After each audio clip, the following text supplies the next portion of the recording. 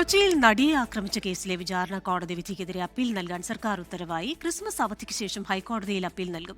Director general of പ്രോസിക്യൂഷന്റെയും special പ്രോസിക്യൂട്ടറുടെയും ശുപാർശകൾ സർക്കാർ അംഗീകരിച്ചു. നടി ആക്രമിക്കപ്പെട്ട കേസിൽ വിചാരണ കോടതിയിൽ നിന്ന് നേരിട്ട കനത്ത തിരിച്ചടി മറികടക്കാനുള്ള ശ്രമത്തിലാണ് പ്രോസിക്യൂഷൻ. അപ്പീലിന് സർക്കാർ അനുമതി ലഭിച്ചതോടെ ക്രിസ്മസ് അവധിക്ക് ശേഷം ഹൈക്കോടതിയിൽ ഫയൽ ചെയ്യും.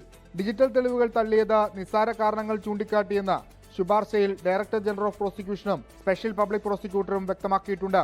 തെളിവുകൾ അവഗണിച്ചത് നിലനിൽക്കാത്ത കാരണം ചൂണ്ടിക്കാണിച്ചാണ്. സുതാര്യമായ വിചാരണ നടന്നില്ലെന്നും പ്രോസിക്യൂഷൻ വ്യക്തമാക്കുന്നു.